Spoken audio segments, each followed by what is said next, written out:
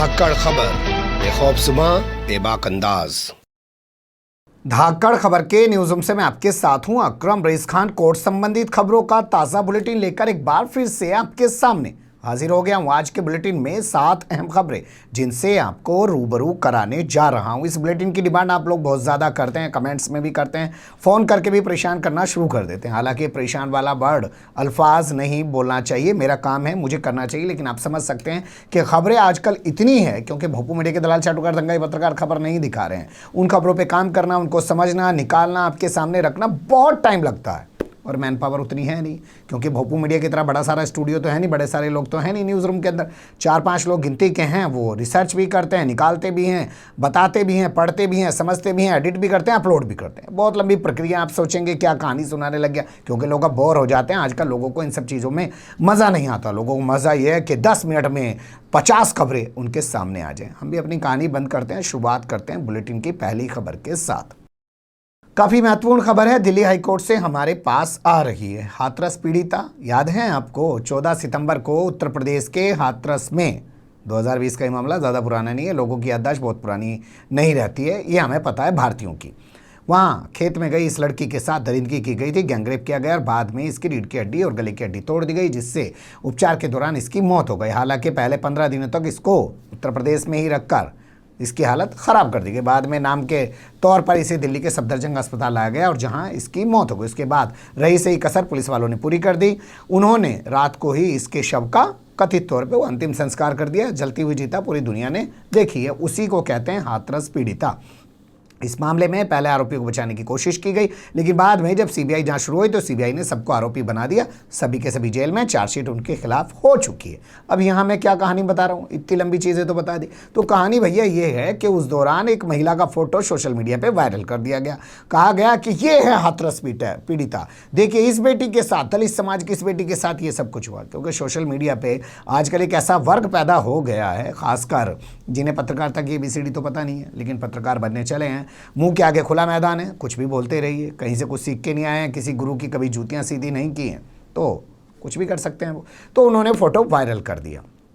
उसको लेकर उस महिला के जो पति हैं, वो महिला इस दुनिया में नहीं है, महिला मर चुकी है, दिवंगत महिला है। उसके पति हाईकोर्ट पहुंचे, उन्होंने कहा साहब मेरी पत्नी का फोटो इस्तेमाल किया और उसे हाथरस पीड़िता का फोटो बताया गया। इससे मुझे काफ़ी जो है मानसिक तनाव झेलना पड़ा और मेरे परिवार की काफ़ी इसमें समझ सकते हैं मानहानि हुई। तो उन्होंने मुकदमा दायर कर दिया फेसबुक पर, ट्विटर पर, गूगल पर और सरकार पर। तो इस मामले को लेकर दिल्ली हाईकोर्ट की जस्टिस प्रतिभा M सिंह ने केंद्र सरकार के इलेक्ट्रॉनिक्स एवं सूचना मंत्रालय को नोटिस जारी करके जवाब तलब कर लिया। यही नहीं, फेसबुक, गूगल और ट्विटर को भी नोटिस जारी कर दिया। हालांकि ये मामला पिछले काफ़ी समय से अदालत में चल रहा है। इन सोशल साइट्स का कहना है कि जहाँ जहाँ पर फोटो लगी हुई हालत में ये वीडियो की शक्ल में था या कहीं और कैसे भी ये लिंक था, उसको इन्होंने ब्लॉक कर दिया, वो खुलता नहीं है। लेकिन फिर भी सरकार का जवाब इस पूरे मामले पर आना बाकी है। देखेंगे कोर्ट इसमें क्या फैसला सुनाती है। अगली खबर का रुख कर लेते हैं।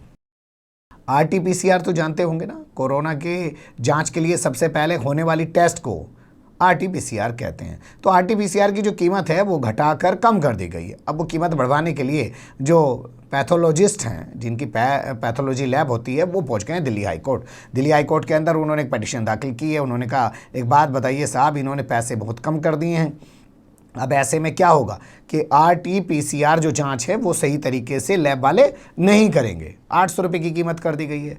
800 रुपये की कीमत में बताइए वो सस्ती किट यूज़ करेगा? भाई जांच करने के लिए कोई किट भी तो यूज़ करनी पड़ती है ना उसको, तो वो सस्ती किट यूज़ करेगा। सस्ती किट यूज़ करेगा तो रिजल्ट नहीं आएंगे और इससे फिर आने वाले टाइम में जो है गलत परिणाम जो है लोगों के सामने आएंगे। लोग ऐसे ही घूमते रहेंगे कि उसे तो कोरोना है ही नहीं, और उसमें जो उन्हें सस्ती किट यूज़ की है या तो पॉजिटिव आ जाएगा कि इसको कोरोना है। मतलब जो भी होगा वो दोनों शक्ल में बुरा होगा। इसलिए एसोसिएशन ऑफ ये है इनका प्रैक्टिसिंग पैथोलॉजिस्ट की ओर से ये पिटीशन दाखिल की गई है। कहा गया है कि साहब इस पे सुनवाई करिए और ज़रा रेट को ठीक कराइए। जस्टिस प्रतिभा M सिंह की बेंच के सामने ये मामला पहुंचा। उन्होंने इस मामले में सुनवाई के लिए 25 जुलाई, उन्होंने कहा डाल दो मामले को ठंडे बस्ते में, 25 जुलाई को सुनेंगे, अभी ज़रूरी नहीं है। जबकि ये मामला तो लगता है काफ़ी गंभीर था, इसको प्रमुखता के आधार पे सुना जाना चाहिए था। लेकिन भाई जज के विवेक पे निर्भर है, टिप्पणी मत करो, अवमानना का केस हो सकता है। अगली खबर का रुख कर लेते हैं। सुप्रीम कोर्ट की दहलीज पर पहुंच गया है श्री कृष्ण जन्मभूमि मामला। जी हां, जिस तरीके से अयोध्या में राम मंदिर जन्मभूमि का मामला सुप्रीम कोर्ट की दहलीज पर जाकर खत्म हुआ 9 नवंबर 2019 को, लगता है ठीक उसी अंदाज में अब मथुरा में स्थित कृष्ण जन्मभूमि का मामला भी सुप्रीम कोर्ट की दहलीज से ही खत्म होगा, या जो है किरदार तक, क्या बोलते हैं, कैफरे किरदार, उर्दू मेरी ज़रा थोड़ी कमज़ोर है, उस तक पहुंचेगा। क्या है मामला, जान लीजिए। सुप्रीम कोर्ट में पिटीशन दाखिल करके कहा गया है कि साहब हिंदुओं के साथ धोखा हुआ है। कहा गया है कि हिंदुओं के साथ धोखा हुआ है और धोखा करके बिना किसी कानूनी प्रक्रिया के, भाई कोई कानूनी प्रक्रिया भी नहीं है, कोई कानूनी अधिकार भी नहीं है, ये भी जिक्र किया गया है। कृष्ण जन्मभूमि की जो ज़मीन थी उसको गलत तरीके से, गलत समझौते के तहत शाही ईदगाह को दे दिया गया जी। ये कहते हुए कहा गया है कि साहब जो 12 अगस्त 1967 को ये समझौता हुआ था उसको रद्द किया जाए और पूरे मामले की जांच के लिए एक एसआईटी बनाई जाए, ताकि हिंदुओं के साथ हुए इस धोखे की जांच के बाद इस मामले में ठोस कार्रवाई की जाए। और साथ ही इस मामले में श्री कृष्ण सेवा संस्थान, उसी ने तो समझौता किया था शाही ईदगाह से, उसके लोगों के खिलाफ, उसके सदस्यों के खिलाफ सख्त कार्रवाई की जा सके। संडे के दिन ऑनलाइन ये पिटीशन दाखिल की गई है। देखना दिलचस्प होगा अब सुप्रीम कोर्ट इस पर कब सुनवाई करेगा। ये काफ़ी महत्वपूर्ण होने जा रहा है। 3 तरह से प्रक्रिया चल रही है। एक, अदालत में ज़मीन का दावा पेश किया गया। दूसरे, जो शाही ईदगाह है और इसके अलावा और मस्जिद है आगरा की, वहाँ कहा गया कि वहाँ मूर्तियाँ तोड़ के दबा दी गई। और तीसरा मामला ये है अब सुप्रीम कोर्ट में ले जाके जो 1967 में समझौता हुआ है उसी को गलत साबित करवाने की कोशिश। इसे कहते हैं भाई साहब टैक्टिस। तलाक देना चाहती है फला महिला अपने पति को, अरे अच्छा परेशान मत हो, हम आपको सुप्रीम कोर्ट तक वकील उपलब्ध कराएंगे, बड़े बड़े वकील आपका मुकदमा लड़ेंगे। लेकिन जब उन महिलाओं का प्रोफाइल आप देखने जाएंगे तो घर के बाहर दरवाज़ा नहीं है, बोरी लटकी हुई, और वकील कौन पैरवी कर रहा है, जो कि लाखों रुपए रोजाना एक हेयरिंग के लेते हैं। तो ये टैक्टिस समझते हैं ना, इसको कहते हैं क्रोनोलॉजी। अगली खबर का रुख कर लेते हैं। जहां पर रहते हुए ठगी हुई, ये काफी महत्वपूर्ण खबर है। कागज कलम लेके मैं कहूंगा आप लोग इसको नोट कर लीजिए, क्योंकि हर पुलिस वाला ये बदतमीजी आपके साथ करता है। मैं बदतमीजी वर्ड यूज कर रहा हूं क्योंकि उसे ऐसा लगता है जैसे वो मुकदमा अपनी पीठ पे लिख रहा हो, उसमें ना लिख रहा हो रजिस्टर में।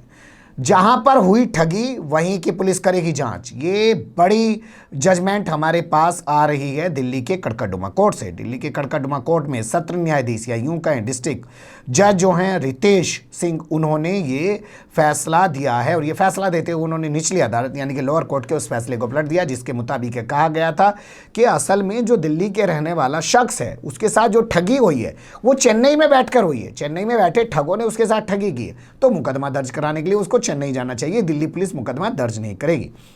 बता दें आपको, दिल्ली के रहने वाले एक शख्स ने ऑनलाइन अपना प्लॉट बुक कर दिया चेन्नई के अंदर, और शुरुआत में 2,500 रुपये की जो मनी थी, टोकन मनी टाइप की जो होती है, वो जमा कर दी, और उसके बाद वो इंस्टॉलमेंट भी अपने प्लॉट की जमा करता रहा। बाद में उसे पता चला वो तो धोखाधड़ी का शिकार हो गया है, ना उसको प्लॉट मिल रहा है ना उसको पैसे वापस मिल रहे हैं। वो गया पुलिस के पास, कहा कि मेरी FIR दर्ज कर लो। पुलिस ने कहा भाई हम तो नहीं करते FIR दर्ज, चेन्नई का केस है, यहाँ से हम चेन्नई थोड़ी जाँच करने जाएंगे, तू चला जाए चेन्नई, वहाँ जाके FIR दर्ज करा ले, वहाँ की पुलिस जाँच कर लेगी।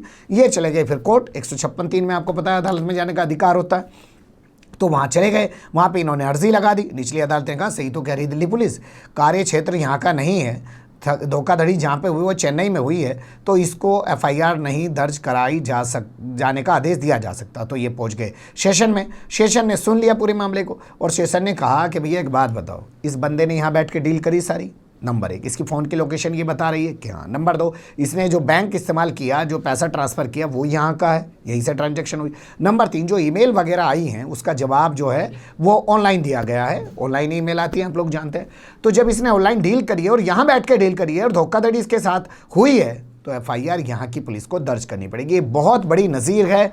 पुलिस वाले आए दिन आपको चकमा दे सकते हैं, जैसे आपके साथ मोबाइल पे धोखाधड़ी हो जाती है, जैसे आपके साथ किसी और तरीके से धोखाधड़ी हो जाती है। अरे कौन जागा वहाँ झारखंड में, झारखंड के लोग बैठे हुए ठगी कर रहे, वहाँ पे हुई, वहाँ चला जा, हम तो ना कर सकते जांच। अगली खबर का रुख कर लेते हैं। सर्कस पर लगी रोक को लेकर हाईकोर्ट ने मांगा है जवाब। जी हाँ, ये खबर भी हमारे पास दिल्ली हाईकोर्ट से आ रही है। जस्टिस प्रतिभा M सिंह के बेंच के सामने ये मामला पहुंचा था। उन्होंने नोटिस जारी कर दिया है भारतीय पशु कल्याण बोर्ड को, यानी कि AWBI को, और उससे जवाब तलब कर लिया है कि भैया जो सर्कस पे रोक लगाई थी दिसंबर 2020 में, उसको लेकर अपना जवाब दाखिल करो। एशियाड सर्कस पर दिसंबर 2020 में रोक लगा दी गई थी। AWBI के जरिए कहा गया था कि वहाँ पे जो पशु हैं जो उनको रखा जाता है वो सही से नहीं रखा जाता। अब इसमें कोर्ट ने कहा है नोटिस जारी करके कि इसमें एक तो अपना जवाब दीजिए, साथ ही कहा है कि क्या फिर से दोबारा वहाँ विजिट किया जा सकता है, देखा जा सकता है कि क्या कोई सुधार हुआ है कि नहीं हुआ है, और सुधार हुआ है तो क्या इनको इजाज़त दी जा सकती है। अगली सुनवाई इस मामले में 20 अगस्त को होगी। अगली खबर का रुख कर लेते हैं।